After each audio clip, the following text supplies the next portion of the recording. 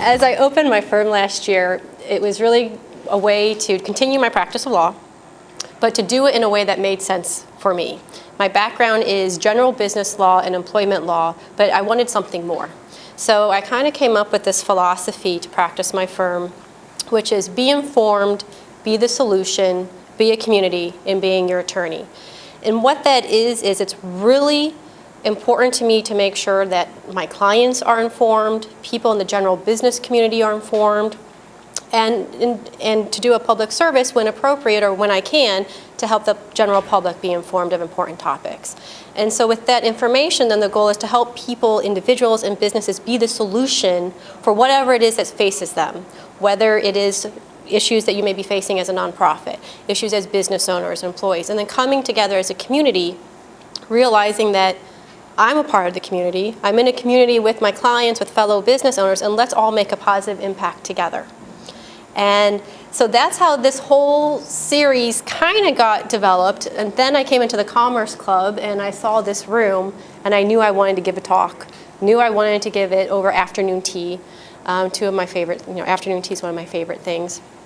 And then as I was deciding for the first topic, I was looking through the news, and it just seemed with the increased incidence of shootings, violence in the workplace, just incidents of violence out there in public places, I thought this was a topic that needed to be addressed. We were talking about it earlier, is you're seeing the ancillary effects of the conversation about gun control, about violence, but you're not seeing anything about what business owners should do or what they shouldn't do, and things that they may be able to put in place to help, which are two goals here, to help protect individuals and to protect businesses. So with that, thank you for coming to this first talk. I know it's not a warm and fuzzy talk, but I do think it's important. So important that I included Officer Roy Paz of the Tampa Police Department. He is with the Special Operations Division. And when I was doing research for this, I was looking for what services are available to Tampa business owners. And I was happy to discover the Tampa Police Department offers great services. They go in-house to business owners in their offices and give trainings on workplace violence. They do security audits and measures and give talks in connection with me. Sometimes it's appropriate to have a lawyer involved and we can give a talk together. I'm going to give a little secret here. When I saw his materials and we met and we talked, I was so impressed with Officer Paz, I was tempted, especially late last night. I was tempted to just let him take over, give the talk, and then at the end sneak in and say thank you and somehow get associated with it. They're very good. But I'm a lawyer. The stereotype is true. I like to talk. Lawyers like to talk. My husband kids me that I get paid by the word. But given that I like to talk, I wanted to include, and actually this is a serious component in addition to the talk, of legal implications and obligations of employers when they're faced with workplace violence. So as we go through this talk, first, the topics to be covered are to be informed, what is workplace violence, what are some patterns and practices, warning signs, what are your legal obligations, implications for business owners, and then what it looks like to be the solution for your business, practices and strategies to help you and your business protect individuals and to protect your business. Are those slides in here, or will you be emailing them? If anyone wants the slides, I'll be happy to email them to you. Okay, great. So I'm just Yeah, very good. So with that, these are some figures I want to take into mind. 2 million. That's the number of American workers who are victim of workplace violence in 1 year. That's 5,480 American workers who are victims of workplace in 1 day, 228 in 1 hour, 3.8 in 1 minute. I've been talking about 5 minutes. That's over 15 incidents of workplace violence just in the time that I was giving this opening introduction. So as we give this talk, I want you to imagine. We're in an office setting, we're in a conference room. Imagine you're in a conference room in your office and you hear 3 shots, gunshots right outside the door. Do you know what you would need to do? Do your employees outside your office know what they need to do? And you hear 3 more gunshots. That is a question that unfortunately others have to ask. Just 2 weeks ago, April 3rd, I believe it was April 3rd, in Boca Raton, Florida, a legal assistant in a law office had to ask that question. In February of 2013, employees in another office building in Largo, Florida had to ask that question. In November of 2009, employees in a 17-story office building in Orlando had to ask that question. If it can happen in Boca Raton, Florida, I don't know if you guys know Boca. It is a very affluent, nice, wealthy neighborhood. If it can happen in Boca, in a professional office building, it can happen anywhere. So as we go through this talk, I want you to ask, as a business owner and employee, what is your role to protect employees and to provide a safe workplace? Do you have a policy for guns in the workplace? Have you seen signs of domestic violence enter your workplace? Have you received any complaints of bullying? And really the most important overriding question, have you done everything as a business owner and as an employer that you could reasonably have done that could have helped save lives? Now with that background and that context in place, I'm going to turn it over to Officer Paz, and he's going to talk a little bit about what workplace violence is, what it looks like. Brian, there you go. Do you want me to move out of your way? Thank you very much. What's that? Do you want me to move out of your way? Are you okay? No, I think Okay. you're good to go. Thank Hello. Thank you so much for coming. I'd like to thank Ms. Tipton for having the police department come out for this very important presentation. And guys, very informal though. You got to get up and get some tea, get some water, go to the restroom, use your cell phone, be my guest, okay? I will not miss a beat, but come back. Don't leave on us. Okay? No. Hey, guys, the term workplace violence became popular August 20th, 1986, when a postal employee went into a post office in Oklahoma City and shot up 13 people. You all remember that? That's where we get the term going postal. You never heard of that before until this came around. But workplace violence is actually a lot more than that. Okay, it's a lot more. A lot of people think of workplace violence as someone coming in with an AK-47 and shooting up the place. But you'll see it's a lot more. Let me give you the definition of workplace violence. Workplace violence is any incident in which an employee or employer is threatened, intimidated, verbally attacked, harassed, injured, or killed. That covers about everything, doesn't it? Yeah, so it's not just to somebody coming in. It's a lot of harassment, too. For instance, ma'am, what's your name? Katie. Katie. Let's say, Katie, every day you came to work, I was like, hey, Katie, woo, when are you and me going out, okay? You're playing hard to get, girl. You and me, we got to go, and things like that. She goes, hey, look, Roy, you're a nice guy and everything, but you're just not my type, all right? And I don't really appreciate how you talk to me, your little woos and stuff, okay? So, kind of back off. And I'm like, hey, that's all right. I'll see you tomorrow. We'll chat again. And every day she comes in, is she going to be a productive employee?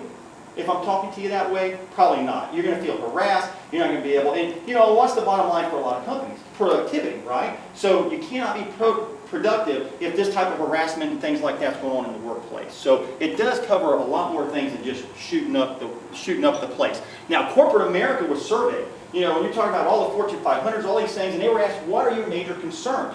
Number one was employee theft. Employee theft's just killing, stealing the whiteout, the little pieces of paper, the pencils. That costs money, But number two on the list was the workplace violence. Now, I never would have thought that would be the case, But if you think about it, if I'm harassing Katie all the time, or if something's happening, then it affects the bottom line.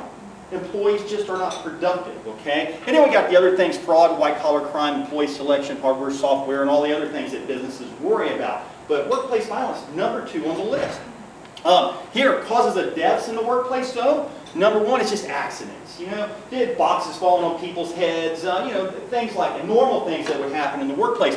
But check this out. Homicide, though, is the number one reason for women dying in the workplace. Believe it or not. The reason that is a lot of ladies work in retail establishments where there's robberies, okay? And there are a lot of different reasons for that. But where there's retail, there tends to be, a greater chance for somebody being with a gun or robbing the place and things. But this is what's important here. So if you don't have a retail establishment, you don't have to, is there still a potential for some problems? Sure there is, okay? But they go up really high with the retail. But check this out. For women, though, 20% are related to personal relationships. Okay, now, any business has employees with personal relationships, so you do have to worry about that. Now, a lot of employees say, you know what, my business is my business. I don't want anybody in the workplace to know what's going on in my life. But it is someone else's business in the workplace if someone's having a problem, okay? So I'm going to use you again, all right? So you and me, we've been dating for a whole year now. You finally figured out that I'm a nut and you kicked me to the curb, okay? But you know what? Kate, it's Katie, right? Yeah. Katie, I love you. I need you. I got to have you. If I can't have you, nobody's going to have you. You better watch your back. Now, should Katie kind of get the feeling this guy's nuts, I need to do something?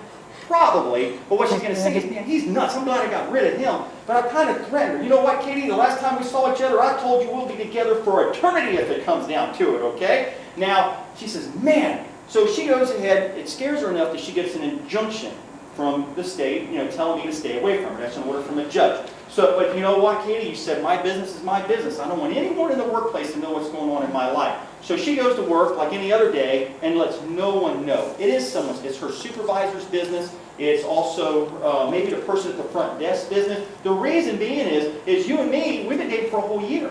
Well, I've had lunch with you almost every single day since we've been going out, okay? And I've actually become a part of the work environment because I'm either waiting for you outside, I'm waiting in the lobby, sometimes I've been to your desk. I was at the last Christmas party. That was fantastic, by the way. You know, so, you know, there's just all kinds of different things. So I show up now and she's working the front desk and I'm like, hey, how's it going? You see Katie? Yeah, what are you waiting for? No, really, it's a surprise. I got a surprise for her today, okay? I got her flowers and everything, and she may even let me back where you buzzed in. Yeah.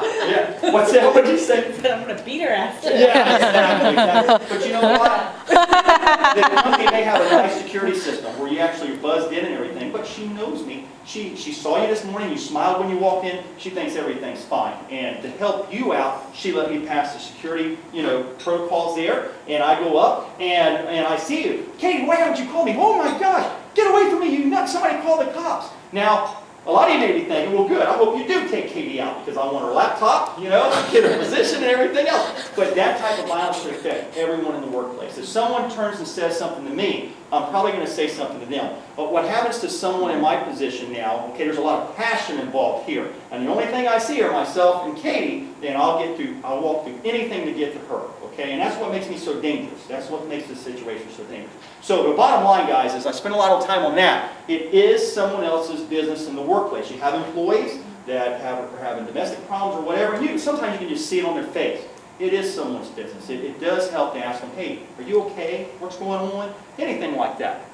And only 5% of workplace homicides are caused by disgruntled employees. So a lot of times when we're thinking about the guy coming in with the AK-47, very rare thing. The majority of stuff that's happening are these other things like the harassments, the domestics, stuff like that, okay? I So, have a question for yes. you. Does this bleed into sexual harassment too? Is that all? certainly. It absolutely does. Also, sure, absolutely, okay? And again, here's the primary circumstances for homicides in the workplace.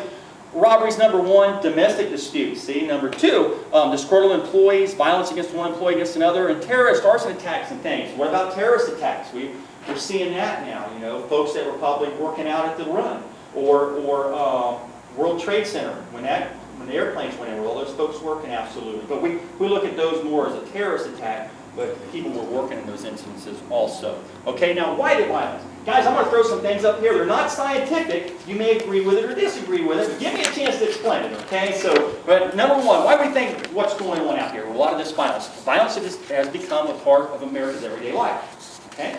Movies and TVs are often solved with violence. Children's video games are becoming more violent. You know that the American Psychological Association estimates by the time the average child turns 12, he or she is due 10,000 murders and 8,000 other violent acts on television.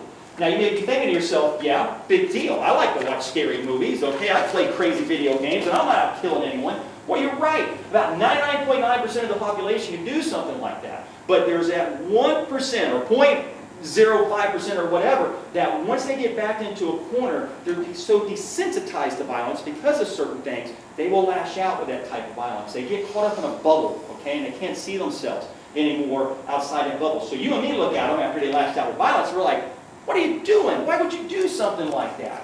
They don't see any other options, okay? And this is what? People are coming desensitized. I'm talking to a 12-year-old girl, we're talking about scary movies. And I said, the scariest movie I've ever seen in my life is The Exorcist. That was like on the cutting edge of horror technology when that thing came out. She looks at me and goes, The Exorcist? Man, that's lame. You gotta be kidding me.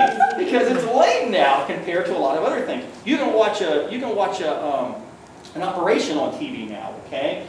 When I first became a police officer, you'd go to a traffic crash and people would be off to the side. Let's say it was a really bad crash.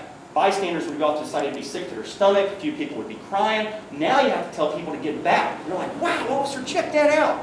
And they're desensitized to it. So that's what's happening to a lot of folks. And when they get backed up in that corner, they're easy to lash out with some type of violence. So again, not scientific, but that's why we think it's going on. Now we have some risk rates up here with as far as types of jobs out there that are kind of at risk for some type of violence in the workplace. Police officers, we make the top of the list. Woohoo! Well, we're excited about that. Can you imagine if an elementary school teacher was above us? That would be a bad thing. But check it out. Private security guards, taxi drivers, bartenders. Would you ever think of bartender, but you're dealing around intoxicated folks? Yeah. But look, we do have teachers on here. Elementary school teachers, high school teachers. We provide security to elementary schools now because of the shooting that happened not too long ago. And I get so many teachers that come out and go, wow, and they've been kicked, okay, by a kid that day. Or they had to hold on to a kid because the kid was so angry and things like that. So they're on there too, bus drivers and stuff. So do you see your professions up here at all? Or some you may have done in the past or anything like that? But let me make a comment about that. Even if you don't see your profession up there, let me be mindful of the fact that it does happen. Boca Raton on April 3rd was in an administrative accounting office where the person went into. The November 2009 in Orlando was an engineering office. And the Bureau of Labor Statistics have outlined other professions, and I looked, because I knew who was all coming here. Professional business services are listed, real estate agencies are listed as well. So while we may not be in the highest risk points, it does happen. And I don't want to be on like that alarming point. The goal is not to alarm, a scare tactic. It is be informed, be ready, be prepared so you can do whatever you can to do to protect yourself. Yeah. It only takes one incident to ruin your day. Yeah. That's for sure. Yeah, that's for sure. Right. All right. Now, guys, there's three types of violence in the workplace. One is going to be violence committed by a stranger. The other one committed while receiving a service. And then also employee-related violence. So we're going to talk about all three of these here real quickly. Now, when we talk about violence committed by a stranger, 75% of all workplace homicides are a result of this type of violence. This is the type of violence that could possibly be like robbery, something like that. Now you have to ask yourself, in your environment, can you be a victim of this type of violence? Sure you can. You're walking out to your car at the end of the night, okay, and you get robbed out in the parking lot or something like that, okay? So yes, everybody can be affected by this type of violence committed by a stranger. And usually, though, it's a late-night retail establishment, restaurants, convenience stores, high-risk jobs. Then there's also violence while receiving a service. The person who commits this act of violence is the recipient or object provided by the affected victim. You guys actually in your jobs, especially nonprofits and stuff, you provide a service to folks. 68% of assaults in the workplace are committed by this type of violence, okay? So you don't have to so much worry about in your environment, possibly somebody shooting you and killing you, being robbed and stuff. But you do have to worry about clients. Never underestimate your client, guys. You have a client that's a little hot around the collar, and every now and then. And you know what? You feel like you can handle him. That guy, he just blows off steam every now and then, and I can take it or whatever. But please don't ever let your guard down, because you never know what's going on in someone's life. They could be going through foreclosure. They could have lost all their money. They've lost their custody of kids and custody, you name it, okay? And you can be that outlet for them to lash out with that violence. Remember what we were talking about? People are desensitized now, and that's where we get into 68% of assaults in the workplace, okay? Usually a client, customer, social service worker, something like that, okay? Now, here's an example of that. Here's a frustrated 86-year-old veteran shot his VA official. We look at this guy, looks like a nice guy, okay? You look at his picture there. What he did is he thought his VA official should be doing more for him for benefits and such. The guy tells him, sir, I've done everything I can for you. This guy goes home and makes a zip gun. Comes and they have security. You got to go through the metal detectors and everything there at the VA. He's able to get through it, goes up there and shoots his worker in the face. Now, you and I look at it and go, what are you doing? Go see a supervisor, do something. Don't come back and shoot your worker in the face, okay? But again, he is desensitized to violence, and this is the only thing that he thought that he could do to get somebody's attention, okay? Very, very sad incident. Now, when we talk about employee-related violence, this here, the offender has a direct or indirect involvement with the workplace. There they have a dispute with one or more employee, and this could be a current or former employee, current or former spouse or friend, domestic, okay, as we've talked about that, or someone who has a dispute with somebody in the workplace. They don't have to work there, but they have a problem with someone there, okay? So that's employee related. Now here's another incident. It happened right there in Plant City. Guy was very upset. There was a warehouse. He walks in and starts shooting. He actually hit someone. They lived and everything, but it's too close to home. It's right here in Plant City. Okay, so that's another incident right there. I actually worked an incident to where a guy he had a problem with someone in the workplace. His girlfriend, he had broke up with his girlfriend. His girlfriend, new boyfriend worked at this business. And the guy told him, buddy, you stay away from my girl, I'm going to get you. The guy's like, yeah, whatever. So he goes ahead, and this guy knows where the guys work. He waits for him to come out. When he came out, the guy was hiding in between the cars in the parking lot, jumped up and really beat this guy good, right in between two cars. Now, by the time the other employees, imagine 5 o'clock business, everybody's getting out, everybody's walking to their cars, got a bunch of people in the parking lot, and this guy just gets a mud hole stomped out of him right between two cars. So while all this is happening, the other employees are like, well, hey, look at that. Whoa, man, that's Roger, whoever. And it was too late. The guy's already beat. The guy just gets in his car, got it beat him, just left him there, got in his car and left. Now, he knows who it was, but remember the passion involved here. He doesn't care about getting caught. We go to the guy's house, sure enough, he says, yeah, I got him. I told him. You better stay away from my girl. Okay, turn around, no problem. We arrested him and everything else. But the bottom line is the poor guy still got beat up. And he didn't even see it coming. Okay, didn't even see it coming. So, with that being said, what's going on in the workplace? Number one on the list is harassment and verbal threats. People just talking trash to each other. Okay, and you know what? That's life. That's what people do. They don't get along. They start talking trash. Then we get pushing and shoving, fist fights, stabbings, rapes, sexual assaults, and shootings. You'll see though, down here when you get into some serious stuff, they're pretty rare. Only 1%. But this is the kind of stuff. It escalates from verbal into pushing and shoving and maybe a fist fight. Usually it ends in fist fights. However, it can escalate into something else. Okay? Now, why the reasons for that kind of stuff? Personality conflicts, number one on the list. Now, people just don't get along, and that's all right. But there's an old saying: if I don't get along with you, hey, that's all right. But if I don't get along with you, or you, who's really got the problem here? Me. And guys, it is so important that supervisors recognize that, okay? I'm sure a lot of you have worked in businesses before where there's that one employee, you see him coming down the hall, and you're like, I'm going this way. And you get out of the hallway, okay? And you know what? The whole business knows about that, but no one does anything about it. All right? Then we have work-related stress, marital family problems, other emotional problems, drug, alcohol, abuse, fire. There's some people that meet all the above, okay? And they're absolutely high risk rates there. So those are some of the reasons. And now, here we are. Now, this guy here, his name is Dr. Dees, and he's a big workplace violence guru, and he studies workplace violence and things like that. And he has a really interesting statement.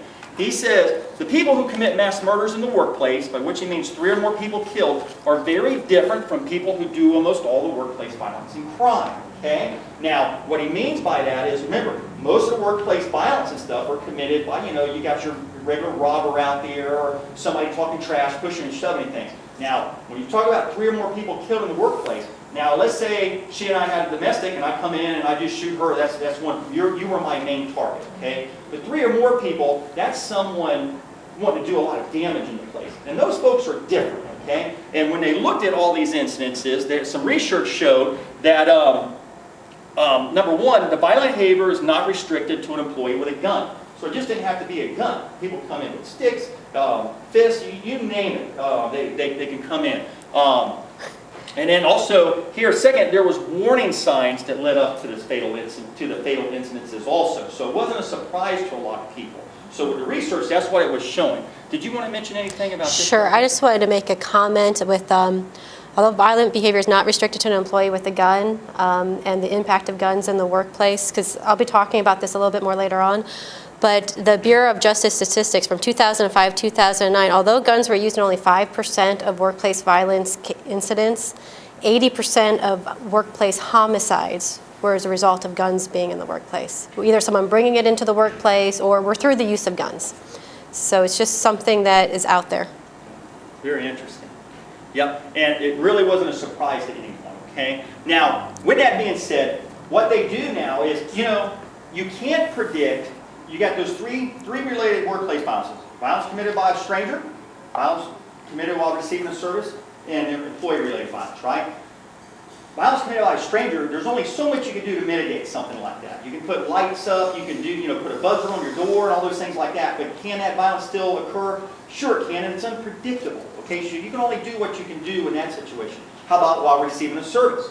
Yeah, you can only do what you can do in that also. So let's say you do interviews with clients, and that you can arrange your furniture in your room a certain way, so if you've got to get out of your office, you can do that. You can have a little code with your neighbor next door in the other office to have them come over. There's a lot of things you can do there. But you cannot predict what your client is going to do. Does everyone follow me so far with that? However, when it comes to workplace violence where somebody does come in and do mass amounts of shooting or kills 3 or more people, those things can be predicted and they can be stopped most of the time. Not all the time, but most of the time. And we're going to show you how you do something like that, how a business would recognize something like this and stop it from happening. Okay? So number one, it's a big buzzword there, is profiling.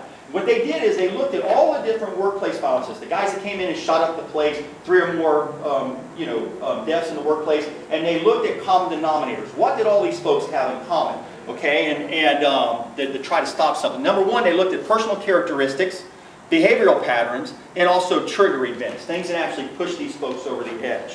When my comment about the personal characteristics, I have it used with caution. If you're profiling on a personal characteristics that is a protected class, race, age, sex, gender, national origin, religion, in some parts of Florida, sexual orientation, you just expose yourself to a Title VII and Florida discrimination claim. So the personal characteristics that you want to pay attention to are something other than the protected classes, maybe the behaviors or other backgrounds. Just do not, this is one of those places where common sense of what you do to protect yourselves and complying with the law, you can navigate them both, but if you're not careful, you may end up crossing the hairs of legal compliance. Absolutely. Thank you. And what they did was they looked at personal characteristics. The folks, when they looked at all the different shootings and stuff, it was usually a white male, 25 to 45 years old, and they were despondent about their present career status. They were starting to have some problems. They weren't always a bad employee. They've been there for quite some time, but now all of a sudden they're kind of going down that slope, okay? And then also, they had a weak system of support from friends, families, and others. And probably because they're so grumpy, okay? Probably because they're grumpy and they have problems going on in their lives, and they tend to be a loner, and they may have been a long-term employee, usually 15 years or more.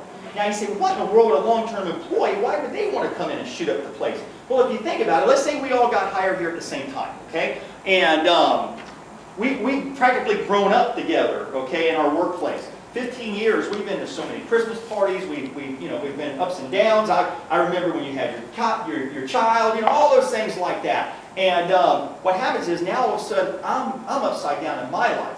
And I got a lot of things going on. Again, lost my home in foreclosure, my wife divorced me, I lost my kids, my financial circumstances are horrible. You name it is coming down on me, okay? And this has been going on for quite some time. I'm probably in my 3rd or 4th year with all this mess going on, and I just can't take it anymore. Okay? And if all of a sudden now you guys walk up to the coffee machine, and I'm like, hey, get out of my face. Why don't you just back off? You don't even put any money in the pot anyway to get some coffee, okay? But just get out of my face. Is anybody likely going to say anything to me? Probably not. They're going to be like, man, what's your problem? I do put money in the coffee pot. Man, you're grumpy today. And they walk away, but they don't let anyone know about that. They don't let the supervisor know. They don't say anything. They may talk to a friend or something like that. Man, did you see Roy at the coffee machine the other day? He's nuts, okay? I'm sick and tired of him. But nobody really lets anyone know about it, okay? And why? Because we've grown up together, okay? Nobody wants to say anything to me. Now, if I was a 1-year employee, or a 6-month employee and I did something like that, would someone likely say, yeah, they'd be all over you. Wait a minute, pal, who do you think you are? You can't talk to me that way. Right away to the supervisor or whatever the case is, okay? So that's why long-term employees have problems. Right? Now, when we're in grade school and we go and tell the teacher something, what does she say to us? We tell them someone. Go back to your seat, don't be a tattletale, absolutely. And we grow up with that mentality. But now we, as adults, we have to switch gears, especially in the workplace. When we're letting the supervisor know about something, we're not really telling on someone, we're actually helping someone, okay? Because if someone's that grumpy at the coffee machine or at the copy maker, or that person is walking down the hall and you're like, I'm out of here, okay? Then they probably need some help. There's a lot of underlying factors there that a lot of times all it takes is for the supervisor to go up and say, are you okay? Is there anything I can do for you? What's going on? Okay? And a lot of times that heads a lot of stuff off. Okay? But if the supervisors don't know about it, then everybody's standing around going, I have no idea. Ms. Tipton, did you want to add anything to that? The same caution, the same comment applies. It just, you see my red flag went up when I said personal characteristic, white male, red flag comes up, that's a protected class, or obviously you're basing it on race. And then the same red flag went up, long-time employees, sometimes long-time employees tend to be the older employees. So now the red flag for age discrimination comes up. Go ahead. But you see where we're coming from. Yeah, absolutely. Okay, and then they also have some behavior patterns. Number one, they blame others for problems they're experiencing. It's always someone else's fault. It's always something else that's causing these problems to occur. They have a history of on-the-job problems and below average performance, and they're unable to take criticism easily, okay? And takes extreme positions on issues. And they also have a history of committing violent acts. And you say, well, who in the world's going to commit a violent act? If we knew about that, you're out of here. Well, not really. You ever see that person walking down the hall and you say, hey, how's it going? And they stop and tell you how it's going. And you're like, we're time out. I got an appointment I got to go to, okay? Well, yeah, let's say you're walking down the hall and you tell this person, hey, how's it going? They stop and they go, oh, man, it's going horrible. I tell you, I'm not getting any sleep. Well, when do you need to start going to bed? No, it's nothing like that. It's my neighbor's dog, okay? That stinking dog barks all night. But I took care of that son of a gun last night. I want to start getting some sleep. And you're like, wait, what do you mean you took care of it? Yeah, man, that dog barks all night. I just went to the gun show this week and I bought me a big Bowie knife and I took care of that son of a gun. And I'm sick and tired of it. It'll never happen again. If the neighbor gives me any lip, I'll probably take care of them too. You see where I'm going with that? Now, you're saying, you're kidding. There's nobody going to say something like that. Well, they will. They're getting caught up in a bubble, okay? And they will say crazy things like this. And what's their friend do? Or the person that just said, hey, they go, I can't believe you just killed your neighbor's dog. You can't do something like that. Yeah, I can. Man, you would have done the same thing. Let me tell you, I'm not getting any sleep. But now I'm going to get some sleep. You watch. Things are going to turn around for me now. And the other coworker walks away going, I can't believe you just killed his neighbor's dog. Now, you may go in there and tell another coworker, but they're not going to say anything to the supervisor, okay? So that's what we mean by stuff like that. Has a fascination and access to weapons. Guys, don't get me wrong. I love weapons. I'm a police officer. I go to the gun show, go to the gun range and stuff like that. But I'm not obsessed with weapons. I don't call them names and sleep with them, and caress them and things like that. But these folks will be so obsessed with weapons, it is scary. Okay, that's all they talk about and all they do. Okay, they like to talk about other violent acts to others. You're sitting in the break room and somebody's saying something about the bombings that happened up here in Boston. You're like, this is horrible. And the person says, yeah, something like that needs to happen around here. Put a little blood on this carpet, change a lot of attitudes. Everybody's standing around going, what did you say? But no one says anything, okay? Not to the person, but nobody says anything to supervision. And the person continues to go ahead and fester with some problems. Is there likely to be problems? Absolutely. Has a history of marital problems, holds grudges easier, loses their temper easily, has a high rate of absenteeism, alcoholism, drug abuse, exhibits recent changes in behavior, threatens or intentionally intimidates other co-workers. Okay? And it also has a personality conflict, like we talked about with one or more persons. Guys, sometimes there's times that we all distribute these type of behaviors, okay? All of us do sometimes. Sometimes I come into work, I'm grumpy. Very rare, but sometimes, didn't get enough sleep. Sometimes, you blame something on other people. So, but what you do is when you see all these things, you can start putting two and two together, all right? So, there. And then they have trigger events also. They disagreement with other coworkers, supervisors. They get disciplinary action. They may get fired because of layoffs or something, or they just get fired. All right? There's a lot of things that can push this person over the edge. We just don't know what it is all the time. But what happens is before they get pushed over the edge, they have an assessment stage. Okay, they take the original solutions with the above feedback and decide what action they're going to take. What we mean by that is let's say you stop that person walking down the hall. You say, hey, how's it going? They stop and tell you how's it going. And they're like, man, this place stinks. I am sick and tired of this around here, okay? The supervisor's always on my case. Nobody ever here does any work, and nobody wants to help out. I'm just sick and tired of it. There needs to be a change around here.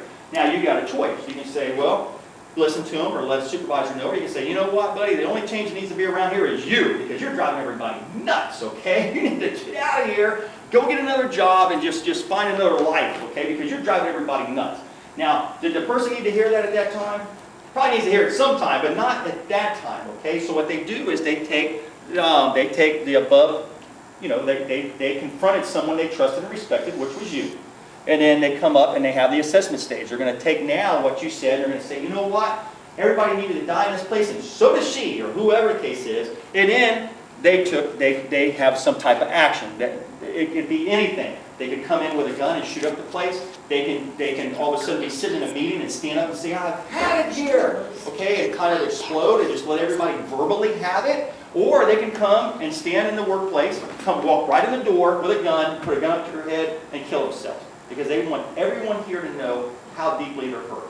Does everyone follow me with that so far? Okay? It's a sad, sad situation, but they do that. Or sit right at their desk and kill themselves. Now, when we talk about suicide, we'll talk about suicide in just a moment. But, okay, or they can just start apologizing. You know, I'm so sorry, and start crying about the situation. Look, I'm just under a lot of stress. I've lost my home. I've lost my kids, you know, and all these things like that. And they need some help, okay? But also, they can go and just leave, not say anything, and go and kill themselves. About 25% of these folks will go and do that. Now, I used to be the liaison officer to the West Shore Business District, which was with the West Shore Alliance and all that stuff like that. And we would respond to all kinds of different things. West Shore Business District is one of the largest business districts in the whole state of Florida, believe it or not. Okay? So, we went to one thing once, my partner and I, and we get there, and what had happened was a lady walked in, she's an employee there, and she walks in, and another coworker, this girl's starting to be a loner now, she's kind of to herself, supervisor's kind of got her eye on her, like, you know, she's not really cutting it, and another employee walks in, they walk by, and he goes, hey, how's it going? She goes, would you like to read my note? Only words she said, would you like to read my note? He goes, sure. Takes it, and it was a beautiful poem. I mean, just beautiful. It was about suicide, okay? It was a beautiful, just gets you to heart. You're like, wow, this is sad. So he goes, hey, do you mind if I show this to the supervisor? And he said, I can't remember her name, let's say Cynthia. You mind if I show this to Cynthia? She goes, no, that's okay. And she just went and sat right back at her desk, okay? So he goes into Cynthia, and he goes, Cynthia, look at this. I was walking down the hall, this is what happened. She reads it, she goes, oh my goodness. Now Cynthia, as a supervisor, had some choices, right? She could have said, go get security and get some boxes, because this lady's out of here, okay? We don't need this, and you know, I was getting ready to fire her anyway, and all these things, okay? Now, would that have helped this lady here? Absolutely not. No, Cynthia did the right thing. She says, this is horrible. She called us. We went out and interviewed the lady, and sure enough, she had lost her child in a custody dispute. She was upside down financially, all kinds of different things going on in her life, and she was thinking about suicide. So we were able to get her some help, take her to the hospital, make her after, all those things like that. But there was a lot of choices being made there. The employee could have said, this is absolutely silly and insane. You know, I don't want to read this garbage, and walked away. People will do that, absolutely. Supervisor could have done the same thing, but they didn't. They were able to get her some help. Now, they could have just said, ignored it and said, whatever, you know. She wanted to kill herself, big deal. Let's say she kills herself at her desk. In the movies, the bullet stops here and everybody's like, oh, I can't believe this. In real life, the bullet goes through one end, out the other, through the wall, and hits the other person on the other side. Okay? So that type of violence can affect everyone in the workplace. All right? So it's just not related to that one person. I'm sorry, is that a 0.25% or is that a... No, I'm sorry, it's 25%. It's approximately 25%. Yeah, 25%. So anyway, stayed a little bit on that, but you know, it can be a bad situation. So those are the folks. Now the warning signs, these are things that we ask employers to look for. Okay? Number one, the person withdraws from normal friends.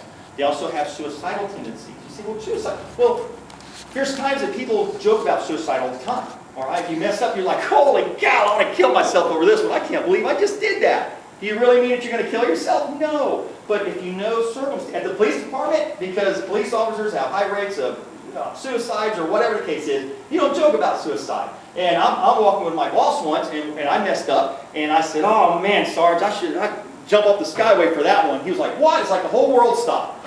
Like, no, really, I'm good. What's this? I'm happy. I'm not going to kill myself, really.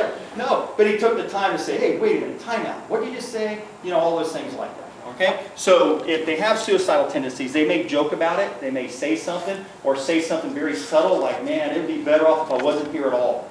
Okay? Little things that, if we know they're having problems in their life, that's what we're looking for. Belligerent behavior, threats to other coworkers. Again, obsession with other coworkers. You have an employee that had problems with other employees, and now you've even moved them to a different shift. You moved them to the other side of the building, whatever the case is, but all the problems are still with the other employee. Y'all follow me with that so far? It's an obsession. That's a warning sign also, okay? An obsession with weapons, a means of solving problems, and also obsession with other incidences of violence. They will say different things. Okay, now again, there's times we all distribute some of these behaviors. However, when you start putting them all together and you start looking at this person, okay, then you can kind of start putting two and two together. Check this out. 80%, of workplace homicides are preceded by these warning signs. So after these things happen, people were standing around going, you know, the guy came in and shot at the place, people were standing around going, wow, you know, last week he was talking about killing his neighbor's dog. And then the week before that, he had a gun in his desk. And the week before that, you know, and then people start putting two and two together. So, you know, we ask businesses not to be the one to sit there and say, man, there could have been something I could have done. And then, you know, a lot of it falls on the employees. It's the businesses making it available for employees to come and tell them things confidentially or voice their concerns to them so they can act and do things. Okay? Or, you know, or keep that nice, harmonious work environment. Okay. Oh, did you? Oh, I'm sorry. Yeah, we need to get going. I'll talk to yours off about this stuff. And then also, as far as termination, for many people, the work is their life, and losing jobs can be very traumatic. Okay, very, very traumatic. And don't leave anything to chance. And when we talk about active shooters, somebody coming in and shooting up the place, guys. If you're running, like you're running your nonprofit, you're running your business and things like that, what is your role? If you heard pop, pop, pop out in the hallway, what do? There's a lot of pressure put on you as an individual, as the leaders in your organizations, to go out and do something.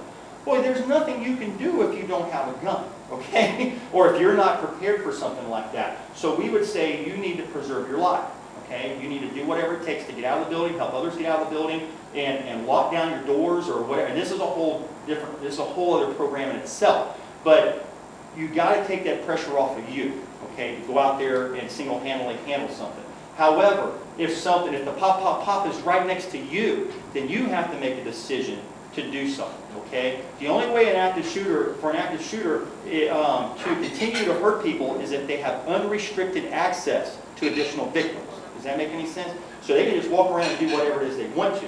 With a lot of active shooter things, from Columbine all the way to a bunch of other different shootings, if someone would have intervened, just picked up a chair and threw it at them, took off your shoe and threw it at them, tackled them or whatever, it would have stopped the whole situation, okay? But hiding under desks, things like that, a lot of times it ends up in a bad situation. Okay? But, and although I just want to follow up and add on to, although it's not your role as the business owner or the employer to go out there and put your life in harm, when I ask the question, do you know what to do? Hopefully you have things in place before it happens. You know that you put security measures through the front door. You know there's maybe where there's panic buttons. You know, and your employees know what's the quickest way to get out of the office building. You have a plan in place and you trust that you and your employees can follow it.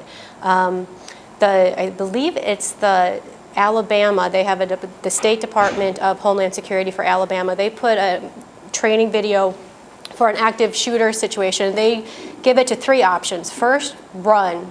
Run, hide, fight. If you can run away from danger, run away from danger. If you can't, hide in a secure area where you can lock the door, put barriers up, and protect yourself that way. If you can't run, if you can't hide, then do what you can to fight. Pick up, I think in their video they had someone picking up a fire extinguisher, another person picking up, you know, a chair like you were saying. And I think this incorporates what you're saying as well. Yes. You really want to protect yourself, and the things to protect your business are things that you do now. And guys, the whole goal Okay. is just to have a nice, harmonious work environment. One quick story, and I'll turn it back over to Ms. Tipton.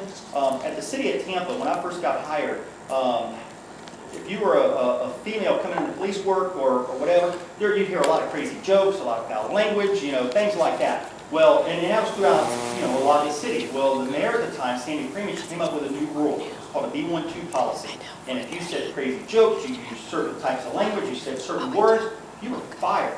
You were done, okay? Now, when they first fired a few folks, everybody's reaction was like, I can't believe you're doing this. This is overreacting. This is crazy, okay? But you know what? Over time, everybody got the message very quickly, and we had a nice environment just like that. Now, what you don't realize is how nice your environment is until you go somewhere else. So when I go somewhere else and I'm sitting in a room in training, and other departments or other agencies come in or whatever, and you're not used to hearing certain language, you're not used to hearing certain jokes and things like that, all of a sudden all this stuff starts coming up because they don't have these policies, and you can feel the tension in the room. You can just feel it, rising, rising, rising. So it does make a difference to have a nice work environment. It does make a difference to have supervisors that do react when employees tell them things and stuff like that. So I just wanted to pass that. Can you So- say the name of that again?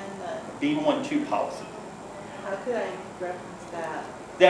The city of Tampa, I think they would still probably have it on the website under general rules and things. Google it. Yeah. It should be part of the sunshine, No. which means it's open access, and anything they Yes. implement has to be. Yes. And it's very effective. And we even had, not too long ago, I was in the gym and I heard some guys talking about that was one of the best things that the mayor ever did. Well, Yeah. But I like thank you that. so much for your time. Thank you. So as a segue, Everybody just take a minute and grab go ahead and some hot tea, some cold tea, some. please help yourself. You know, you are right about the language and stuff, because there is an agent in my office, and I stopped going in because I couldn't handle his phone calls. Wow. Because Listening to it. It wasn't against me, but he'd be sitting there, and after he got off the phone with a bad client, it'd be like, shit, crap, and it'd just be like 15 minutes of him. It creates tension. And I would sit there and I'm like, I don't want to, I'm not a purist and don't say those words as well, but I don't spend 15 minutes saying Yeah. those words. We had one of the partners of one of the firms I worked with, he actually had to have a swear jar next to the desk of his assistant because it was the compromise that they came up with. She was really offended by it, and he happened to have a lot of litigators. I don't know if a lot of litigators can tend to have foul language, especially in stressful moments.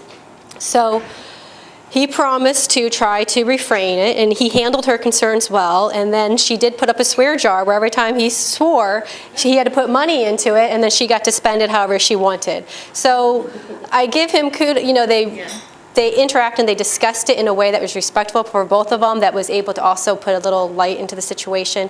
In your situation, if that employee is still there, it may be something to discuss with the next level, or at least engage with him, but we can talk about that. Yeah, unfortunately, we're 1099, so it goes to that point where it's a little harder to enforce. It's tough, but business owners, they're responsible for anyone that's within their doors. They're responsible for employees. They're not, if that 1099, say it's, take it to the extreme level to give the example.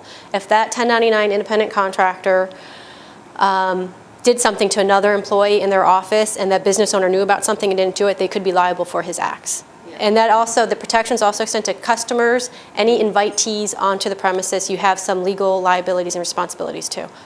So go get some tea. Sorry. Officer, I have a question for you. Sure. You seem like a really happy-go-lucky guy.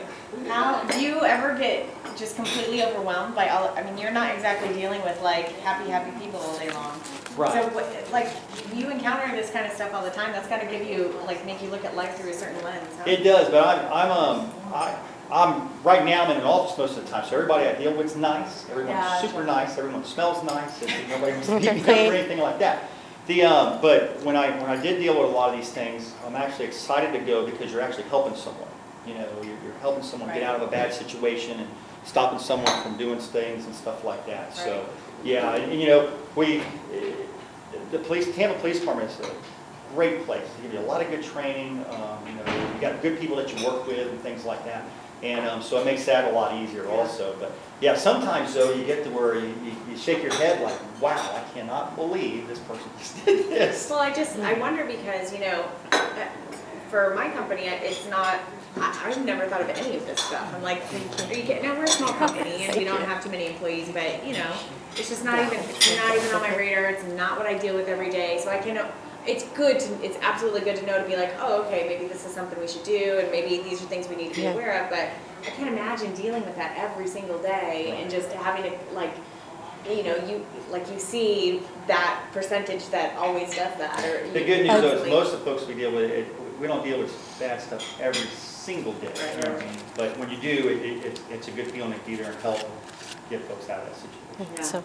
Yeah. So I think as a little transition here, I think Officer Potts was showing how workplace violence and hostilities can create in the workplace, and some things that employers can do is have policies in place first. So here's a little video snippet of, how do I go back? talking loudly on the phone. Like this one. Is there a policy against throwing things against a coworker? Let me see.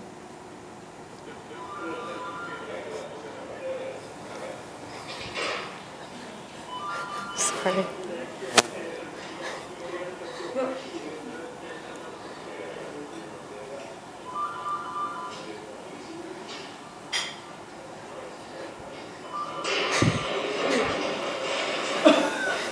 I mean, sometimes too much is too much, right? I'm sure we've all been in meetings where there's that person that just doesn't stop. And they're not even stopping on the phone. That's hilarious. And then, Yeah. Apparently that guy's thrown one too many pens, huh? You should see the, And then here- the Thai government, when they have their meetings, like they've had fistfights. oh my goodness. I've seen that. That's a culture, yeah. And it's like the government, it's like they're like. The upper equivalent level to, of like, everyone, Congress yeah. and senators. And they're sitting there and they're having fights in the middle of their. They need a B1G Okay. policy. Yeah, they do need a policy like that. So here's just another little snippet. I don't know if you ever worked in a cubicle where other people are talking loudly on the phone.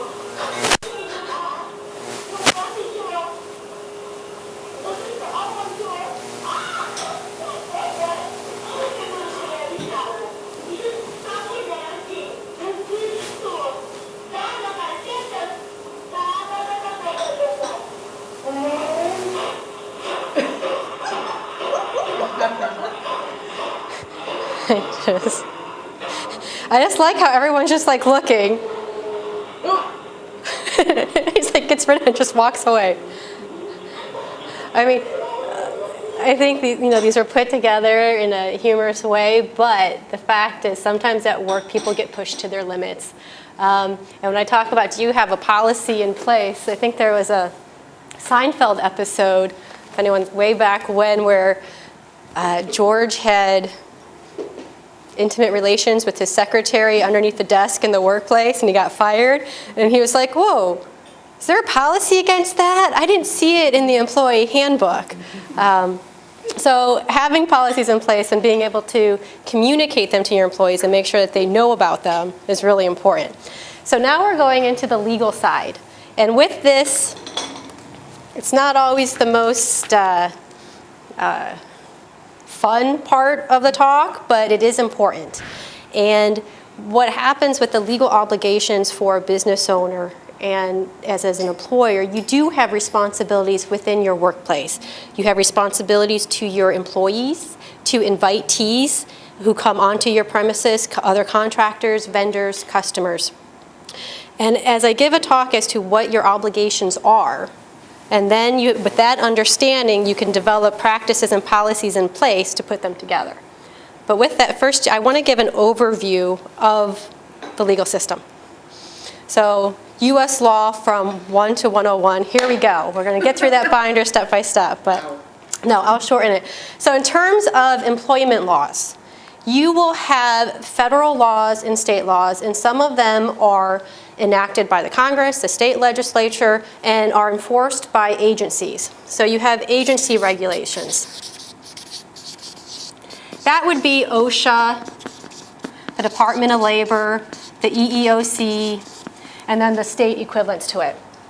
These agencies are responsible for enforcing their regulations, and they can investigate employers to make sure that they comply with them. So if there's an OSHA violation, or OSHA can do an investigation of your employer or your business, and if they find a violation, they can cite you, and you could be responsible for fines. Sometimes these agencies can bring civil lawsuits against you. And which brings me to civil lawsuits. These will be based on statutes, which is again laws that are enacted by Congress, the state legislature, common law, which are causes of action that have been created by the court system going way back to England and beyond, and you have some. The civil lawsuits can be brought against an employer by an employee. So for my shorthand, capital E equals employer, small double e equals employee, by employee. Anyone who enters into their property if they're within the foreseeable zone of risk, which could be a contractor. As I said, customer, vendor, right? To have a civil lawsuit now, it doesn't take much for someone to file a lawsuit against anyone. I think the filing fee for Hillsborough Circuit Court now is $400 to file a lawsuit. There is nothing that anyone can say, that I can say in this room, any lawyer, the most brilliant lawyer out there can say, if you do this, I guarantee you will never be sued. That can't happen. What you can do is to put yourself in a place where you minimize the risk of being sued, and if you are sued, put you in a very highly defensible position. And I want to go over the path of a lawsuit. Has anyone been involved in a lawsuit? Okay. Because no. What was that EE? I missed that bottom thing. As I do my little notations, if a capital E will represent employer, and then the lowercase EE will represent employee. So the lawsuit is initiated by a complaint being filed. It's a legal document that just basically states all the causes of action, the facts of what happened, and why they think the other side's responsible or owe them damages. That's filed, it's public record, it's filed with the court. Right now, as I said, $400 is all it takes to get one started in Hillsborough Circuit Court. In response to that, the defendant, which in this scenario, or in workplace violence situations, or when an employer is being sued, the person suing them is the plaintiff, and then the employer will be the defendant. So in this case, the defendant has the choice of filing what's called a motion to dismiss. And it's not really a choice, it's whether or not they can, or an answer. I'm circling this because this is something you want to be in a position that you're able to do this if you can. A motion to dismiss is telling the court, we're looking at all the factual allegations, and even if we make all inferences in favor of the plaintiff as a matter of law, there's just no claim. It's not supported by a state law, a federal law, or a common law cause of action. Therefore, Your Honor, dismiss it. If it's dismissed, it's done, you're over, unless a lot of times if the court gives them an opportunity to replead one more time, but say you win, you're over. You just were able to end the process right there. If you can't do that, then you file what's called an answer, which you go by paragraph, allegation by allegation. You either admit, deny, explain, and you can assert affirmative defenses. Affirmative defenses are, yes, this stuff happened, but because of this, I have a defense and I win. But then that doesn't end it. You go through the stage of what's called discovery. Sorry. This is where you'll have depositions, you exchange legal documents, and ask interrogatories, request for production of documents. It's the exchanging of information, which will then prompt you to what's called motion for summary judgment stage. Sorry. I'm circling this because this is another opportunity for you to end it before it gets to a jury. Motion for summary judgment is now, it's not just their allegations. You have the facts that are supported by the evidence, and you tell the court, if you can, if there is no genuine issue of material fact, based on all the facts and the evidence we have, there's no genuine issue of material fact, and if you apply the law to these facts, guess what? We win. and then the case is over. And therefore, Your Honor, please find judgment in our favor and against the plaintiff. A key affirmative defense would be an example of a sexual harassment case. If you have certain policies in place, and the sexual harassment policy was one in which there was no tangible employment action, that the employer did not, harassment took place, but the employer did not fire or discipline the complaining employee for it, that would be a tangible employment action. That did not happen. And the employer had a policy in place that told the employee, guess what? Sexual harassment doesn't happen in our workplace. If it does happen, you report it. This is who you report it to, and you give them alternatives in case that they're, make sure that they have someone that they can be comfortable to reporting it to. You don't want to make it their supervisor, or only their supervisor, because if the supervisor is the harasser, you don't want that to be the person that they're reporting it to. And we take investigation and we take prompt remedial action. If you can do all that, that's an affirmative defense, you win. And it doesn't go to, you get judgment, it's done.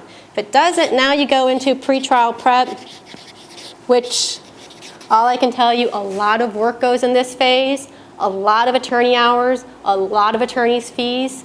It's expensive.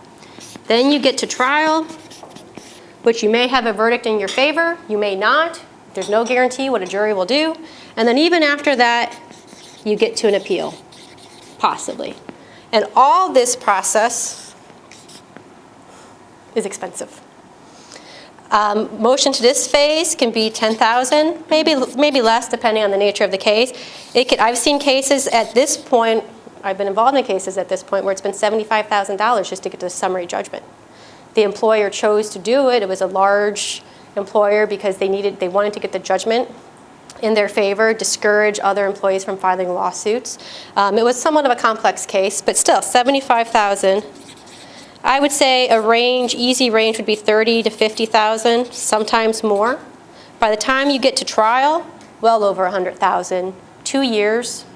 And that's 2 years, not only $100,000 in attorney's fees, it's 2 years of lost attention and focus on your business, 2 years where you have to be pulled out for depositions, things like that.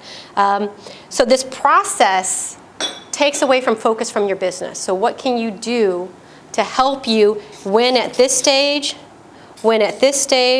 or even create a culture in which the employees are less likely to sue you because they feel part of a team?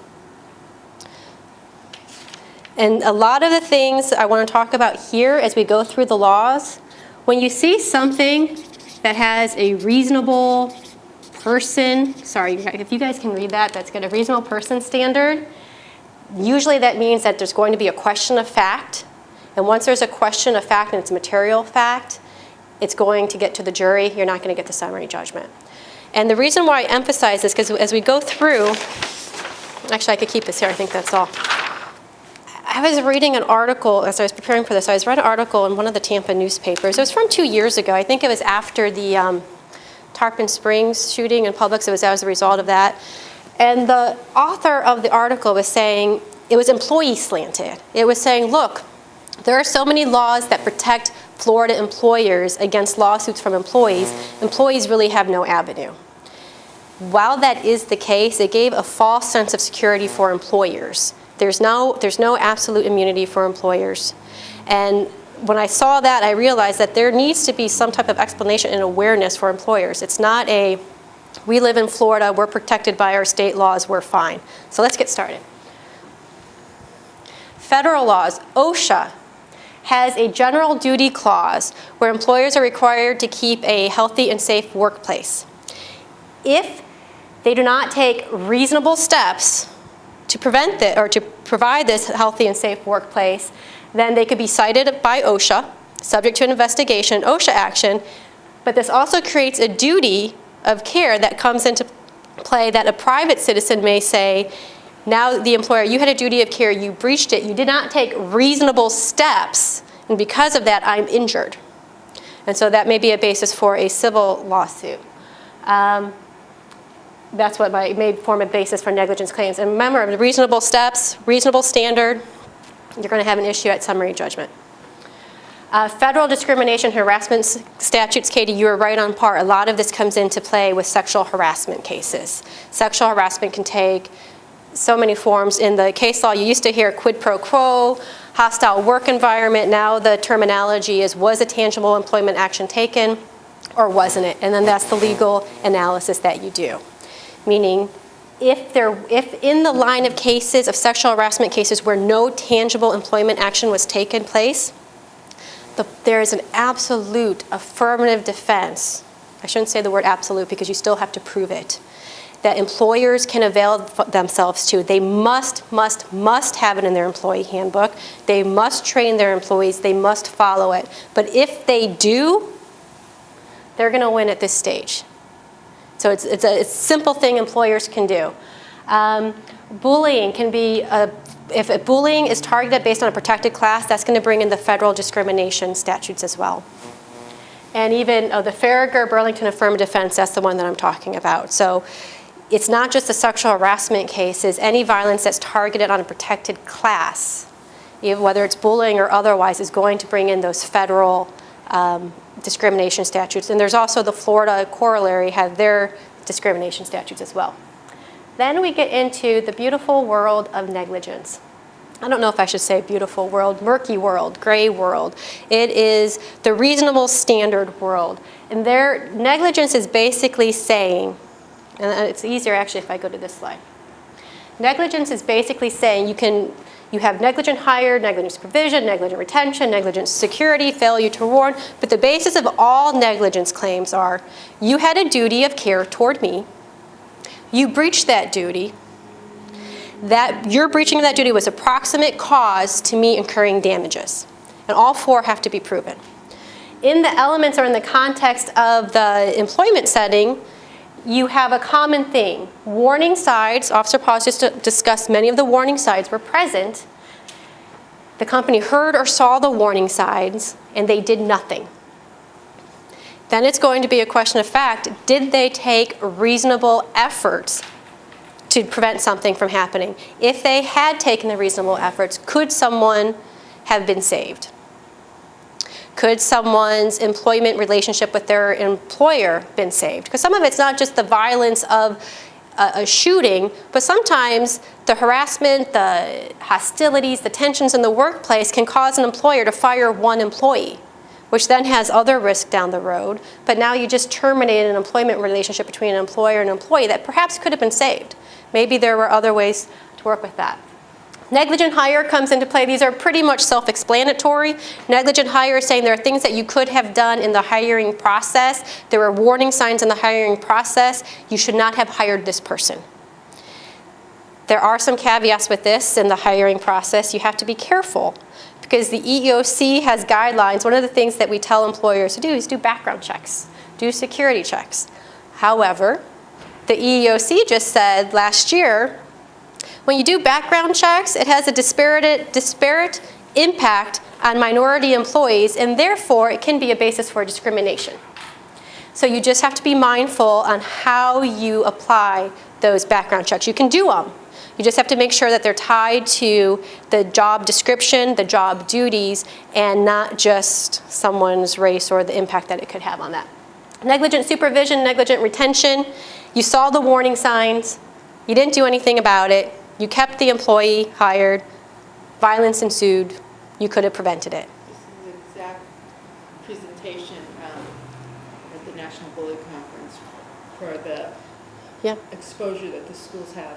They have it. They absolutely. For students' behavior, they're responsible if, like what you're saying. Because schools on the public side interest, they have it on different fronts. The schools and school boards are also employers, so all this applied to them in the employment setting. But now they're also caretakers of students, so there's more other aspects that they're responsible. They're in a tough position. Negligent security, failure to warn. A negligent security case may be, look, we had warning signs that, in a domestic violence case, for instance, we had warnings that an employee said that her spouse was threatening to come into the workplace and beat her up. Maybe you could have put locks on the door and you didn't. And because of that, he got in there freely and caused something to happen. Actually, I'm not making this stuff up. There's actually a case out of California in which, I talk about it later on, but we'll talk about it here really quick, where it was an employee just broke up with her boyfriend. The boyfriend called the employee's supervisor and said, I want you to fire the employee because we just broke up, she's a horrible, tried to interfere with her job relationship. The supervisor said no, then the boyfriend said, well, you know what, fine. I know, that's it, I'm just gonna come in there and then I'll just take care of her myself. The supervisor talked to the employee expressed concern that the boyfriend was gonna follow through on the threats. The employer said, you know what, we have security measures in place here. There's a security guard in the office. We'll give them pictures of your boyfriend's face and whatever so that they can recognize him. The next day the boyfriend came in, walked past security.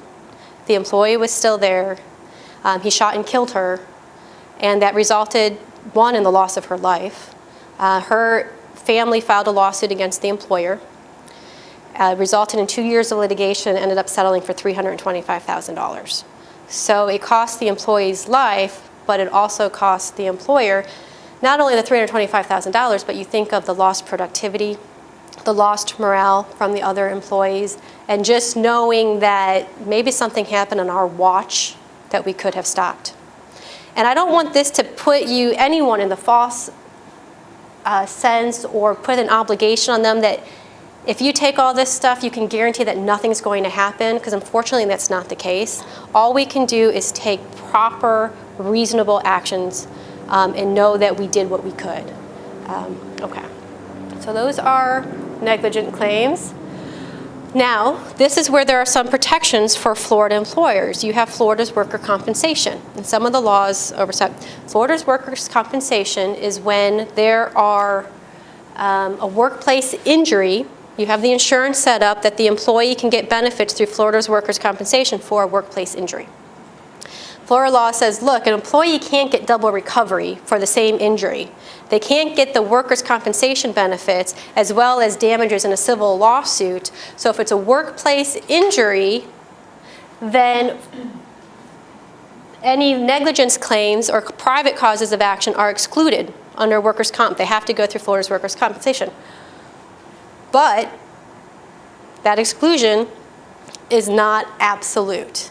If there's a situation where the acts of the employee, the negligent acts, were so egregious that they're tantamount to intentional torts, then the employee can still bring the civil lawsuit. If they are intentional torts, the employee can still bring the lawsuit. So the Florida's workers' compensation does not preempt those. And also, how does it apply to federal claims? Because in the order of laws, federal preempts state laws. So if there's a conflict between state and federal's supposed to govern.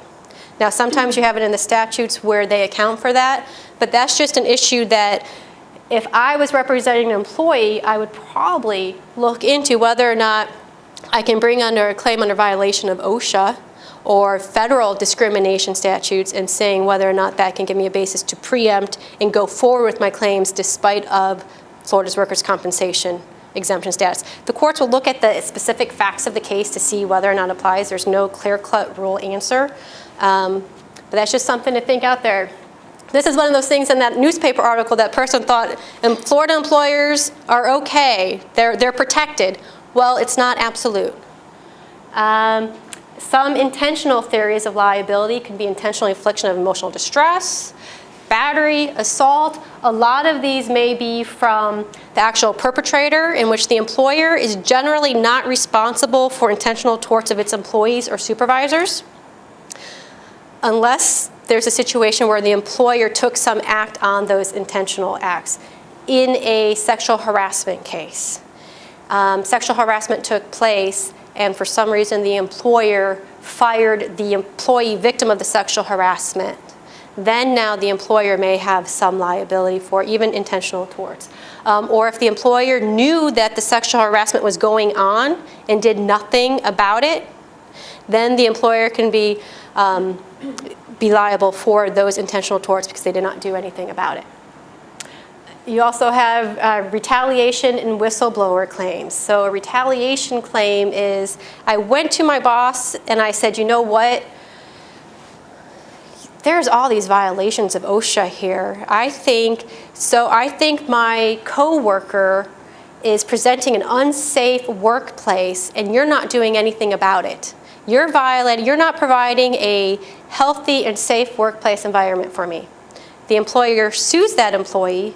Now that employee may have a retaliation claim against the employer for saying, hey, look, I think you're violating a law. Retaliation claims can be held in the context of any of the discrimination claims, really off topic here, but overtime claims. And a lot of times the retaliation claims are easier to prove and win than the underlying claim, because you don't have to prove discrimination actually took place.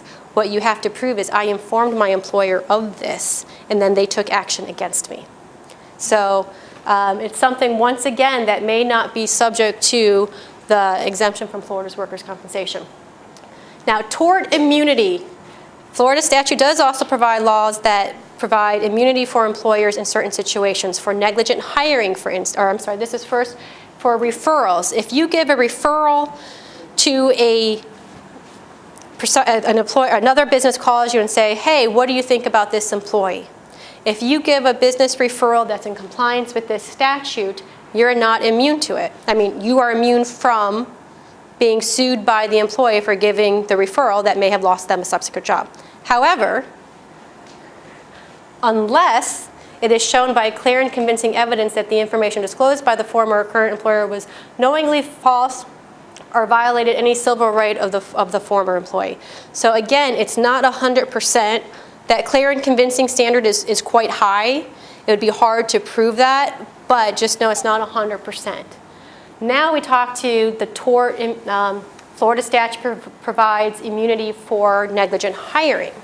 And this is I'll give you the slides. We're running out of time, but you can see there are plenty of things that you have to, each of these things are things you have to have in place to avail yourself or your business to this immunity. But even then, what I want to show you is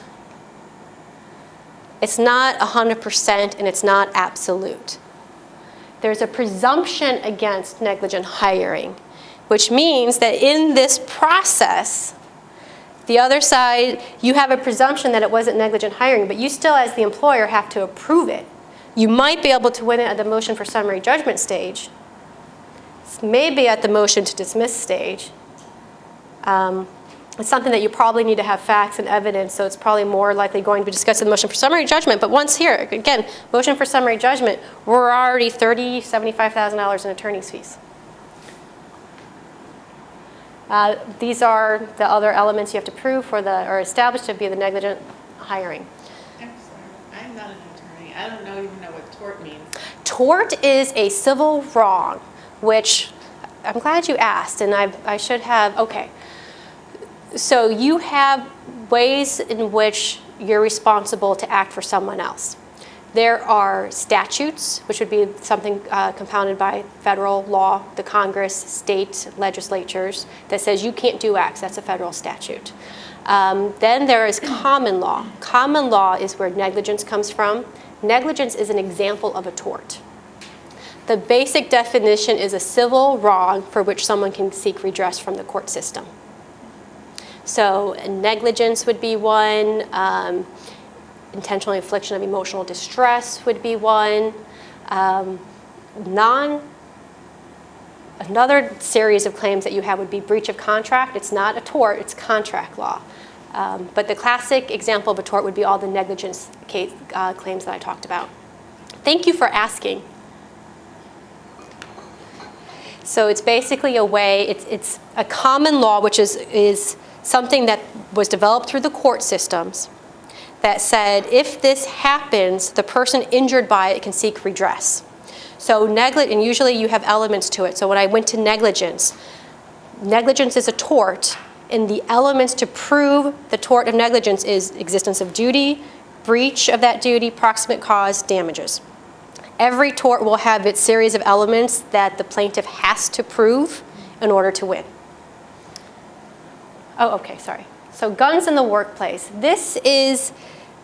Now I just want to take a moment to talk about guns in the workplace, domestic violence, and bullying. Because these are some things that are coming up, one, in the news, and there are some things where intersection between what you may want to do and what the law requires you to do may kind of cross paths. So Florida is one, it's not the only state out there, but it has a law that says it's commonly known as take your gun to work law. And that basically that's how it's referred to colloquially. The full name is Preservation and Protection of the Rights to Keep and Bear Arms in Motor Vehicles Act of 2008. Prior to 2008, employer lawyers who represent employers would go to their employer clients and say, you know what, as part of your workplace safety, we're going to have no employee can bring guns to the workplace, and that includes the parking lot or their cars. Florida Take Your Gun to Work law prohibits that. Employers absolutely cannot restrict employees from keeping lawfully possessed guns that they have the legal right to have and keeping it in their cars, right in your parking lot.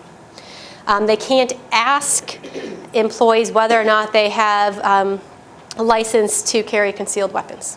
They can't make employment decisions based on someone talking about their right or their constitutional right to bear arms and for self-defense. So in that setting where an employer is talking about, oh, I have my guns because I believe in self-defense, that's a constitutional right. It's in your workplace. What do? If you discipline that person for talking about their gun and the right to self-defense, you just violated this law. If they're violating a workplace policy, they're creating tension, they're creating hostilities with other employees, and they're violating that policy, then that's okay. But you can see where the two gets kind of gray and murky. So it's really a tough position for employers to be in. So that's something to be mindful of, guns in the workplace. And these are just some of the key prohibitions. In the materials, if anyone's interested, I'll send you the actual statute and a summary that I wrote that lists all of them out. These are the key ones. This is Florida. This is Florida. Other states have it, and I can tell you, employers in Florida and elsewhere generally do not like those laws. They like to say, look, I'm responsible for what goes on in my workplace. Let me specify the rules and regulations for my workplace. And in Indiana and some other states, there have been constitutional challenges to it. So far in Florida, it's still the law. Some people think it's a good law, some people don't. My job here is not to go on either side of it. It's just to make you aware of what the law is and make sure that you don't inadvertently violate it. Domestic violence in the workplace. It happens a lot. 1 in every 4 women are victims of domestic violence. 1 in every 9 men are victims of domestic violence. So think of that at the next meeting you're with people, and you can see what the odds are in your business meetings, or if you have multiple employees. Keep that in mind. It happens. SHRM is the Society for Human Resource Management. It's a well-known HR resource for employment lawyers, HR professionals alike. They did a recent study in 2012, was the report, but it was a survey from October, November 2012, that 19% of the 787 HR professionals had incidents of domestic violence in the past year. It also talked about sexual violence in the workplace. 11% had that, and 14% had incidents of cyber stalking. Cyber stalking is a whole another thing. It's happening more. When it's happening through the employer's internet and email system, the employer may have some responsibilities with that. Florida does make it a crime, cyber stalking a crime. So that's something that in your employee handbook, there probably should be a policy that our employers and all the good things that they're supposed to do. One thing is you're not supposed to violate the law. Cyber stalking is a criminal act.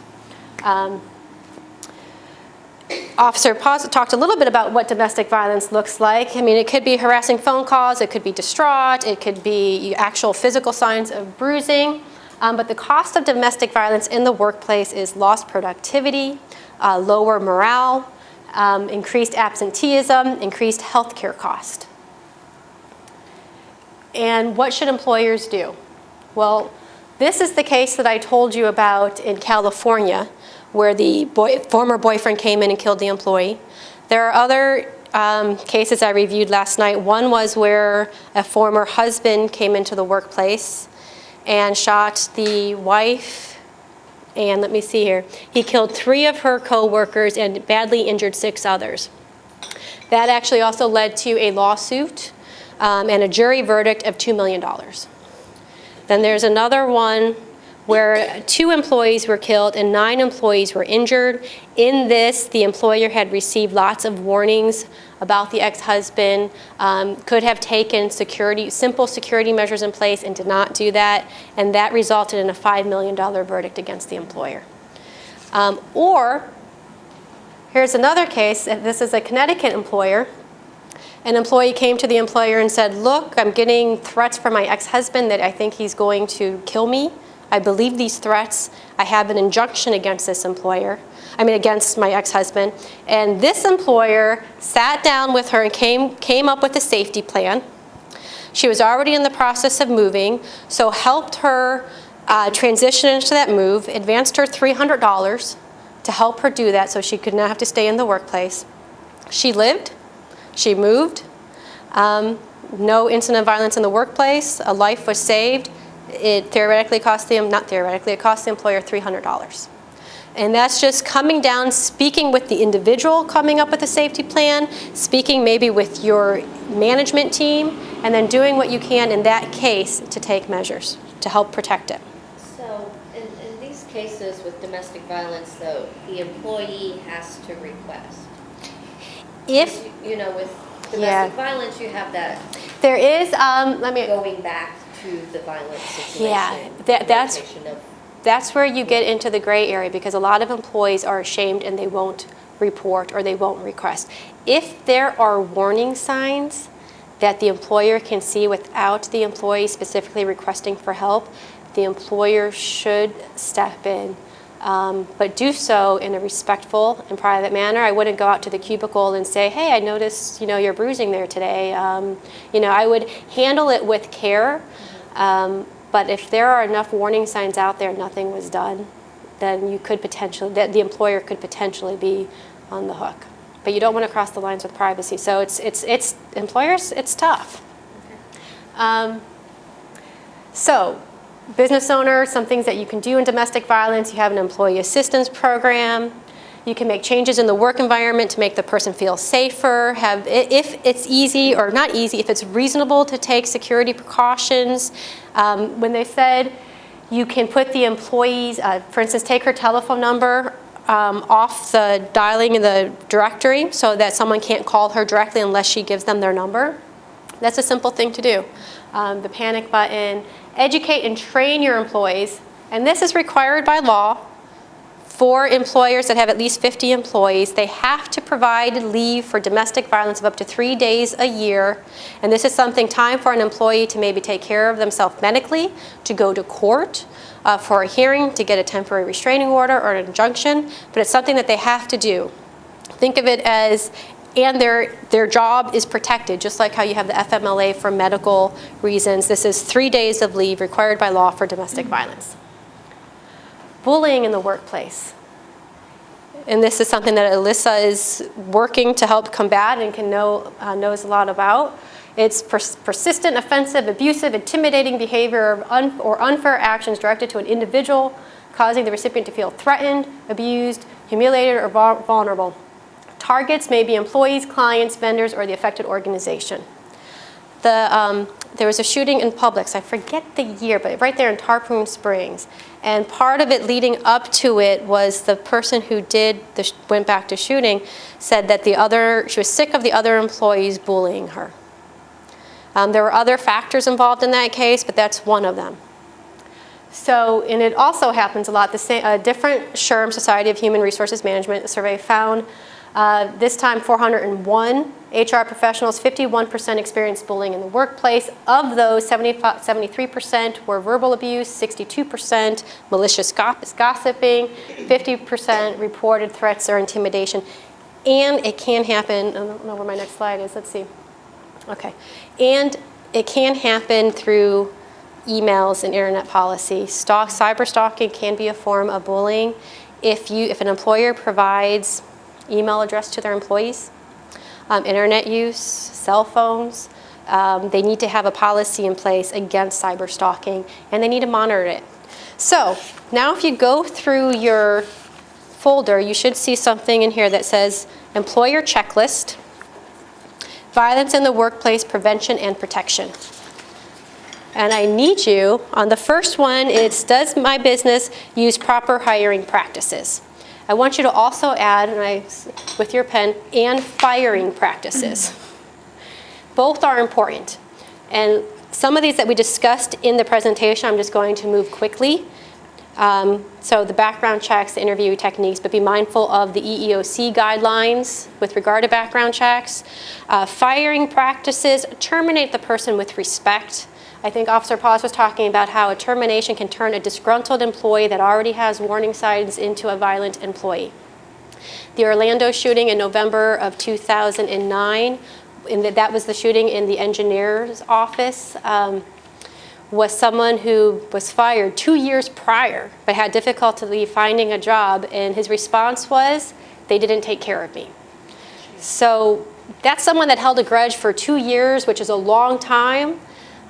And so how effective could the termination procedure affect the situation? But terminations with respect, you want to respect or protect other employees, but if you can give room to let the person leave with grace and respect, do so. Does my business have the appropriate policies in place? There you can see I listed a slew of provisions. These policies are in place are not only to help protect your employees, to protect your individuals, but they're also designed, and I don't want to seem harsh or so business center, first concern is protect your individuals, right? But they're also designed to give you the defenses so that you can avail yourself to motion for summary judgment and win. So that when you get a demand before a lawsuit is filed, you can say, we have all these affirmative defenses, and make the other side think before filing their lawsuit. The workplace violence prevention zero tolerance. Yes. Sorry, oh no, that's okay. Other than having these things in a handbook, is the employer obligated to add training, or just to hand them the handbook? No, you absolutely need to have training. And I think that's somewhere else down on, does my business conduct sufficient training? Having the policy by itself is not enough. You have to train the employees and your supervisors, and the training for supervisors and employees may be different. Your supervisors are ultimately responsible, so you want to have a supervisor training that discusses some of the legal implications, maybe that helps them be better trained on the personal communication skills. I know we didn't get to it, but there's also a presentation on how you can use, how your verbal skills in communication can either escalate a situation or de-escalate it. You want to make sure you have your supervisors and managers are trained with the right skills to de-escalate a situation. And the training is not only on the policies and procedures, but also on the warning signs, a lot of the things that we discussed today. Does my business take all reasonable steps to prevent and protect against workplace violence?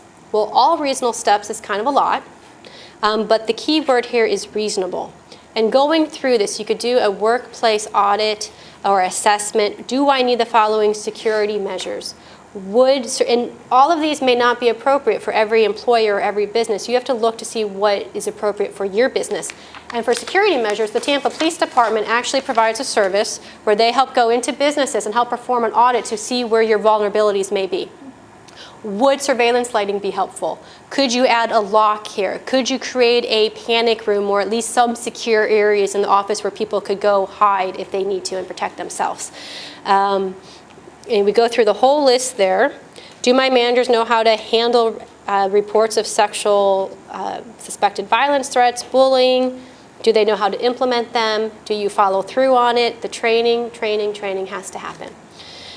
Does my business have a reasonable and appropriate workplace violence prevention plan? There is a lot of companies out there that have checklists and what needs to be in a prevention plan. There are some of them are for-profit companies that I looked for. So when a security company is the one that's coming up with the plan, you have to be mindful that the security company is one that wants to hire you for it. There's also SHRM, as well as another organization put together a detailed list. I kind of looked at all of them and put together this list of components of what should be in a workplace violence and prevention plan, which it is, one of the key efforts I liked about this is the multidisciplinary approach. Any prevention plan, especially if it depends on the number of employees you have, how detailed, how much you want to go, but it may be something that it's not just your manager. Maybe you actually bring in key employees to set up a team so that they're involved in helping you decide what is the appropriate action, so they have some ownership in it. I think there's a new trend about open management out there. This would be part of it. Bring in your HR, bring in your top executives, bring your outside legal or in-house legal department in. Bring in the Tampa Police Department. Bring in crisis management people in there in place, if you can. And once you have it in place and you have all these things together, you can move forward. Conduct the training, have the threat response in place, incident reporting, and also one thing to consider, once that incident happens in your workplace, depending on the severity of it, but chances are it's going to get in the news, so your PR person, your communication person should be in place so that you know how to handle it in advance so that it's handled the way that you want to, if it should happen. And with that, there's I didn't go through this in great detail, but a lot of it is self-explanatory. The main thing is if you need assistance, get assistance. There are organizations, Tampa Police Department can help, and it is something that I know, once again, I said it's not a warm and fuzzy feeling, but it's something that's out there. And it's something that sometimes reasonable measures can be taken now to help protect your individuals, help protect your employees, and help protect your business. So I end with the same question that I started with. If something happened in your workplace, if an employee came to you and reported an instance of, I think my boss or I think my boyfriend's going to come in here tomorrow, he threatened me. If you've seen signs of bullying, if you hear gunshots out there, do you know what to do? Because what you do can make a difference.